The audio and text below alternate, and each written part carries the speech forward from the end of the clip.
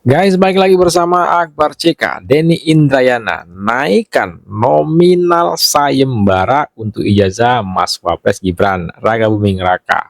Alhasil, Denny Indrayana dirujak habis-habisan. Langsung aja kita saksikan videonya berikut ini. Pagi ini izinkan saya memberikan update bagaimana status sayembara menunjukkan ijazah SMA atau sederajat dari Mas Gibran. Banyak yang ingin menyumbangkan dananya, ada yang ingin menyumbang 1 miliar, ada yang ingin mewakafkan tanah seluas sekian hektar bernilai 700 juta rupiah. Yang sudah saya verifikasi nilainya sekarang adalah 350 juta 50 ribu rupiah. Sudah naik lebih dari 350%. Sampai sekarang tidak ada satupun yang siap menjadi peserta. Sebenarnya yang paling bisa menunjukkan adalah Mas Gibran sendiri. Kenapa ini penting? Karena Undang-Undang Pemilu pasal 169 huruf R mengatakan syarat menjadi wakil presiden itu pendidikannya adalah SMA atau sederajat. Jika tidak memenuhi syarat itu, pasal 7A Undang-Undang Dasar 45 berlaku. Tidak lagi memenuhi syarat sebagai wakil presiden. Artinya pasal 8 berlaku bahwa beliau bisa berhenti, mundur, atau diberhentikan, dimakzulkan. Mas Wapres, jangan kelihatan galau, tunjukkan saja ijazah SMA atau sederajatnya. Sehingga hari kemerdekaan kita memang bermakna karena kita menjaga etika berbangsa. Ya kurang kerjaan aja. Denny Indrayana bikin gitu, kebanyakan duit dia begitu. Jadi kalau mau mulai menyelidiki jasa Gibran yang setara pati setara, ya mungkin mulainya bukan disuruh masyarakat untuk dengan sayembara kan. Dia harus serius untuk mencari tahu sendiri. Jangan dia lempar isu, dia lempar ke masyarakat. Jadi sekedar isu aja. Jadi mentah banget sih Denny Indrayana jadi posisinya untuk menyampaikan ini sebagai seorang ahli hukum kan. Dia ahli hukum apa sih Denny Indrayana nih? Oh ya nggak apa-apa, S3 juga. Tapi kalau cuman bermain di wilayah isu, kemudian isunya bukan dia teliti sendiri, tapi dia lempar ke masyarakat dengan sayembara, ya kelihatannya bodoh aja begitu. Tapi buat kita, buat publik sudah melihat siapa Denny Indrayana. Sekarang dia coba untuk mengomentari soal kasus-kasus korupsi. Kenapa dia nggak memperjelas sendiri soal tersangka dia, ya ditetapkan sebagai tersangka dugaan kasus tindak pidana korupsi? Mungkin mengupayakan deponeri Iya, atau apalah yang mana SP3 itu ya. jelas gitu loh. Iya, Jangan iya. juga akhirnya seakan-akan dia mengomentari orang dengan dalilnya rasa keadilan. Padahal dalam kasusnya dia sendiri yang sampai sekarang ini masih jadi tersangka, rasa keadilan itu belum terlihat. Rasa keadilan kan bisa rasa keadilan buat banyak orang, buat dirinya sendiri. Nah itu aja dia tidak bisa memperjuangkan. Ya, menurut saya, kalau gambarannya seperti itu, mosok ya kita mau dengar, mosok kita mau berpengaruh. Mosok ya Mas Wapres juga harus melihat bahwa ini bagian dari penting? Nggak penting. Selain bahwa dia juga pengen cari panggung karena mungkin di sana juga taksi online-nya di Australia sana udah nggak laku ya. Mungkin banyak pesaing kan, Ben kita nggak tahu juga. Bukannya lawyer luar sana bang. Nggak tahu. Kan dia bilang, kan dia jadi dia driver. lawan. Iya kan dia bilang dari Gue ingat driver sih. online, taksi online segala macam. Miris juga kita, gitu loh. Seorang Denny Indrayana seperti itu kan miris. Tapi ya itulah politik. Denny Indrayana naikkan hadiah sayembara temukan ijazah Mas Gibran dari 100 juta sekarang jadi 1 M. Gini, kalau memang benar mau cari kebenaran, buktikan dengan dokumen resmi dan jalur hukum. Jangan cuma melempar sayembara yang ujungnya cuma bikin gaduh. Karena faktanya, Mas Gibran punya riwayat pendidikan di luar negeri. Dan ada dokumen penyetaraan pendidikan yang dikaitkan dengan jenjang pendidikan menengah di Indonesia. Jadi kalau ada yang bilang dokumen itu tidak sah, tunjukkan dasar hukumnya. Atau emang takut ke pengadilan? Kan ada kasus korupsi 10 tahun lalu yang menyeret nama Denny Indrayana, udah jadi tersangka, tapi belum diadili sampai sekarang. Buat masyarakat Indonesia yang mendukung anti korupsi, mari kita dorong pihak berwenang supaya cepat mengadili kasus korupsi yang menyeret Denny Indrayana ke pengadilan. Gimana pendapat kalian? Tulis pendapat kalian di kolom komentar. Salam, Jigigis. Rahmatullah wabarakatuh. Pagi ini kembali kita mempertajam persoalan tentang keberadaan ijazah SMA atau sederajat dari Mas Wapres. Kenapa? Karena sebenarnya itulah salah satu syarat untuk maju sebagai calon wakil presiden. Kalau tidak ada, lagi-lagi berarti tidak memenuhi syarat dan sebaiknya mundur. Hasan Uki. Assalamualaikum warahmatullahi wabarakatuh. Salam sejahtera untuk kita semua. Om Swastiastu, Namo Buddhaya, salam kebajikan. Teman-teman, belum selesai sidang dugaan kejahatan yang dilakukan oleh Mas Roy Suryo kepada Bapak Jokowi. Kini masuk lagi nih, serangan bodoh dari orang yang seharusnya nggak bodoh. Pak Denny Indrayana, seorang tersangka kasus korupsi payment gateway sejak tahun 2015 ya. Beliau melancarkan serangan yang mirip dengan pola dugaan fitnah Mas Roy Suryo. Hanya berbeda cara dan bukan kepada Pak Jokowi, melainkan kepada putra Pak Jokowi yang kini menjabat sebagai wakil presiden RI, yaitu Mas Gibran Rakabuming Raka. Sebelum masuk ke materi inti, Mas Gibran tercatat sebagai lulusan sekolah menengah atas di Orchid Park. Setelah lulus sekolah menengah, Mas Gibran mendaftar ya di UTS In Search, program jalur preparatory course bagi mahasiswa asing yang ingin belajar di Universitas Teknologi Sydney di Australia.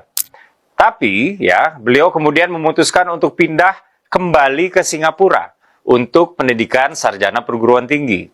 Ia memperoleh diploma dari Institut Pengembangan Manajemen Singapura atau MDIS pada tahun 2010 dengan gelar BSc, Bachelor of Science, setara S1, di bidang marketing dengan predikat Second Class Honors Second Division dari Universitas Bradford yang merupakan mitra dari MDIS. Lanjut ya. Awalnya Pak Denny merilis sebuah video di akun pribadinya, di X dan di Thread, untuk menyampaikan dia sudah menyiapkan hadiah untuk siapapun yang mampu memberikan informasi atau menunjukkan dokumen pendidikan SMA Mas Gibran. Ya, karena nggak ada peminat, kemudian Pak Denny menambah besaran hadiah menjadi 199 juta rupiah. Sayembara ini dia lakukan dalam konteks paksaan bertaruh dengan Mas Wapres. Poin taruhannya, kalau ada yang bisa membuktikan ijazah SMA Mas Wapres asli, maka Pak Denny akan berhenti mempersoalkan ijazah ini.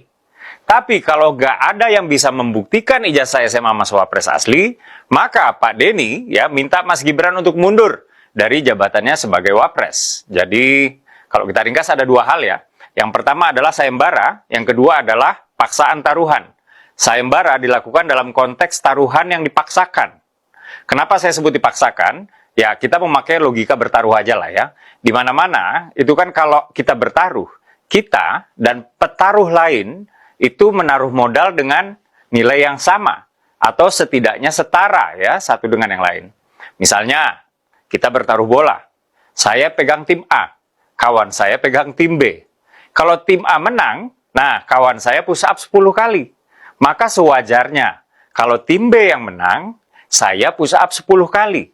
Itu logika taruhan yang waras ya. Sementara dalam taruhan yang maksa banget ini ya, yang dipublikasikan oleh Pak Denny, kalau Pak Denny menang, maka Mas Wapres mundur. Kalau Pak Denny kalah, maka Pak Denny nggak akan persoalkan ijazah Mas Wapres lagi. Ini kan nggak waras namanya. Ibarat kalau saya menang taruhan, Anda push up. Kalau saya kalah, Anda tidak push up, tapi saya nggak perlu push up juga. Jadi Pak Denny, Anda kok bisa-bisanya ya menghina nalar Anda sendiri. Kalau Anda menang, ada konsekuensinya buat petaruh yang kalah.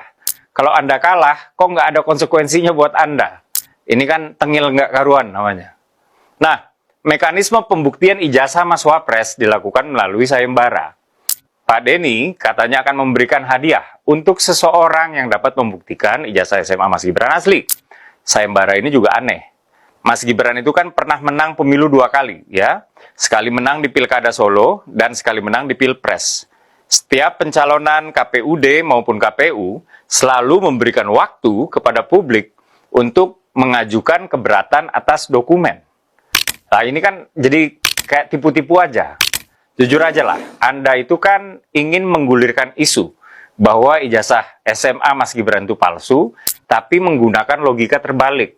Seolah Anda berani bayar mahal untuk yang bisa membuktikan ijazah tersebut sah atau asli. Kalau tidak ada yang tertarik, ya, awal-awalnya Anda naikin nominal hadiah sayembara. Lama-lama Anda akan menggunakan ketidaktertarikan publik, ya, untuk kemudian Anda menyimpulkan bahwa tidak ada yang bisa membuktikan ijazah Mas Gibran asli. Ini kan secara nggak langsung membangun persepsi tuduhan, ya, tuduhan ijazah Mas Gibran palsu tanpa punya bukti, tapi sambil menyisakan ruang untuk berkelit. Loh, saya nggak pernah loh bilang ijazah Mas Wapres palsu. Kemudian karena tidak ada yang mengikuti sayembara Anda, lalu kembalilah ke taruhan aneh itu. Maka Anda merasa berhak untuk meminta terus Mas Wapres mundur karena merasa menang taruhan. Pak Denny, udahlah. Uang sayembara 199 juta rupiah itu nggak membuat pihak tertuduh yang harus membuktikan tuduhan pasif-agresif Anda. Mending saya yang taruhan aja sama Anda, ya. Kalau Anda bisa buktikan bahwa ijazah SMA Mas Gibran palsu, saya yang kasih 200 juta buat Anda. Tapi kalau Anda tidak bisa membuktikan bahwa ijazah Mas Wapres palsu, Anda kasih saya 200 juta.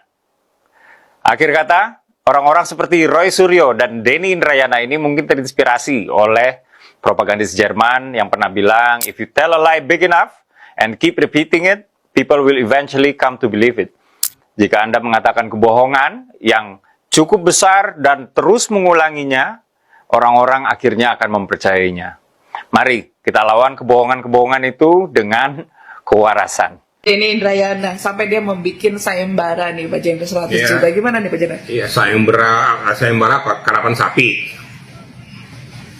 Kalau kok bisa ngomong kayak gitu secara konstitusional sudah terpilih oleh rakyat, kok orang bego KPU itu. Mekanisme dijalani walaupun ada mekanisme yang sempat terhambat di Mahkamah Konstitusi, kan gitu. Saya kan terbuka juga gitu. Iya. Tetapi kan faktanya digandeng sama Pak Prabowo.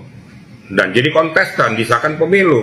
Kemudian dipilih oleh rakyat, berarti sah secara konstitusional. Kok tiba-tiba ada yang meragukan semuanya, nanti meragukan nanti. Nanti lama-lama kalau nanya lagi Pak Gibran lagi pilek, ada sesuatu yang nggak beres di pileknya, katanya yang macam-macam deh. Jadi suatu hal yang udah mencari-cari masalah. Nah, sekarang muncul Denny Indrayana tuh kan, padahal ngerti hukum loh nih orang. Paham hukum. Pengacara. Nah, ya paham hukum ya, kan udah lama kok nggak salah ini dulu nih. Tapi kok sekarang kok begitu ilmu hukumnya? Aneh tidak ajaib. Kenapa kita menjatuhkan harkat martabat kita sehingga pengetahuan hukum kita rendahkan gara-gara hanya sesuatu pokok permasalahan lucu? Kalau seandainya Gibran dipermasalahkan masih saya anggap tuh seorang yang sudah tidak punya etika yang benar. Nah, saya berani harus ngomong kayak gitu. Udahlah Denny Indrayana, tolong sadar diri lah. Jaga harkat martabatmu, orang yang mengerti dan paham hukum.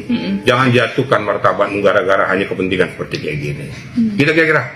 Tapi menurut Pak Jendral sendiri dia sampai bikin sayembara 100 juta itu memang sengaja mau menggiring opini publik atau seperti apa sih Pak? Ya coba media berpikir tuh, menggiring publik atau memancing situasi jadi tidak jelas, atau membuat kisruh, atau memancing pendapat-pendapat publik, mengikuti sayembara atau mencari sesuatu, akhirnya semuanya kisruh. Udahlah, jaga dan amankan negara Republik Indonesia ini. Kan sudah banyak isu-isu negara ini yang dibuat oleh orang-orang tertentu. Bagi saya pribadi, saya sentuh juga tentang masalah Agustus bermasalah ini ya.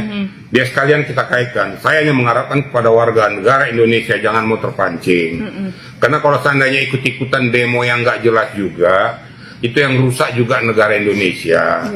Nggak usah melihat karena ketidaksenangannya kepada Pak Prabowo, tapi mengajak-ajak untuk demo. Demo nanti kalau berskala seperti kasus 1998, yang rugi juga rakyat, yang rugi juga masyarakat, mencari makan juga susah. Untuk apa sih? Lakukan aja secara konstitusional. Lari ke DPR sana, tunjuk DPR juga bunyi, kan gitu. DPR jangan diam aja, mandah aja seperti kayak gini. Jangan mentang-mentang mitra koalisi katanya sebagai penyeimbang pemerintah, tapi apa yang dilakukan itu nggak memberikan komentar. Yang satu lagi yang sangat saya sayangkan, sampai sekarang kan semuanya menteri-menteri bingkem aja semuanya, nggak ada yang berani ngomong, diem aja. Nah, kemudian kalau Pak Prabowo nanti memberikan suatu pidato, semua tepuk tangan. Saya juga nggak jelas tepuk tangan apa nih orang nih. Walaupun salah nanti beliau tuh ngomong, tepuk tangan semua. Itu namanya asal Bapak senang gitu loh. Ya, itu bukan bagus, malah menjerumuskan gitu loh. Nah, jadi kalau seandainya Pak Prabowo sudah memilih para pembantu-pembantunya, dukung penuh lah Pak Prabowo. Ya, saya yakin Pak Prabowo mempunyai visi misi sebenarnya ingin memajukan bangsa Indonesia. Tapi kalau nggak didukung para menterinya bagaimana? Kan gitu. Masa Pak Prabowo harus berjalan sendiri? Udahlah, Pak Prabowo itu sudah punya umur. Saya yakin dan percaya di sisa umurnya dia pengen sebenarnya bagaimana saya bisa berbuat untuk bangsa Indonesia. Mungkin ada bahasa-bahasa, ada kata-kata beliau yang lepas. Ya namanya juga prajurit, kadang-kadang ya kita harus paham lah, mengerti lah. Tapi tujuannya sebenarnya bagaimana supaya bangsa ini baik. Nah, jabarkan dong turunan daripada Pak Prabowo ini. Jangan Pak Prabowo disesatkan di persimpangan jalan. Nah, tampung para menteri-menteri, jabarkan supaya bisa langsung menyentuh kepada masyarakat terbawah. Itu baru pembantu yang baik, ya. Sehingga presiden nggak perlu berpikir lagi tentang itu. Ya kasihan lah kok Prabowo disuruh berpikir semuanya. Kemana nggak berhubungan dengan Pak Prabowo, tapi tetap kita doakan beliau sebagai presiden yang dipercaya secara konstitusional. Nggak usah kutak-atik Pak Presiden itu, tapi berikan terobosan-terobosan. Berikan kesempatan Prabowo untuk berbuat, ya. Pembantu-bantunya tolong ejawantakan itu ke bawah, sehingga masyarakat terbawah bisa merasakan apa yang merupakan direktif daripada Pak Presiden. Gitu kira-kira. Nah, ini kan ngomong soal yang Pak Jenderal bilang tadi, adanya nanti mungkin info-info yang atau isu-isu yang akan ya katanya 98 jilid 2 lah gitu kan. Apakah aksi yang dilakukan sayembara yang dilakukan Denny Indrayana ini salah satu ada benang merahnya juga untuk kesini? Ya bisa jadi dong, menumpang di kapal gelap gitu loh. Dengan isu yang sedang berkembang dia bikin isu lagi sehingga masyarakat diajak supaya tidak percaya kepada pemerintahan yang sekarang ini. Termasuk kalau Gibran disentuh kan Prabowo juga tersentuh. Nah, saya hanya mengingatkan kepada kita rakyat Indonesia, ya. Ayo kita berpikir tertib, berpikir lurus, jangan mau terpengaruh dengan aksi-aksi demo yang akan meresahkan ini. Saya paling membenci demo yang membuat masyarakat jadi terbakar dan sudah terbukti rusak-rusak semua. Hentikanlah demo-demo yang tidak bermartabat itu. Apakah demo harus membakar-bakar? Demo harus merusak? Mentang-mentang demo dibolehkan oleh konstitusi, tapi bukan harus membakar-membakar. Namanya juga memberikan pendapat di muka umum, boleh sah-sah saja, tapi secara konstitusional, bukan dengan cara merusak. Ini nanti kan negara lain kan melihat, waduh, Indonesia nggak stabil, investor hilang, nilai rupiah semakin melemah. Nah, apakah mau gini? Yang susah siapa? Rakyat kecil. Itu pesan saya kepada kita warga negara Indonesia, hentikan ajakan-ajakan untuk melakukan demonstrasi, apalagi yang tidak beradab. Saya tidak menginginkan juga demonstrasi seperti 1998 terjadi, karena itu cukuplah, itu pengalaman pahit, nggak usah dilakukan lah. Lakukan aja secara konstitusional.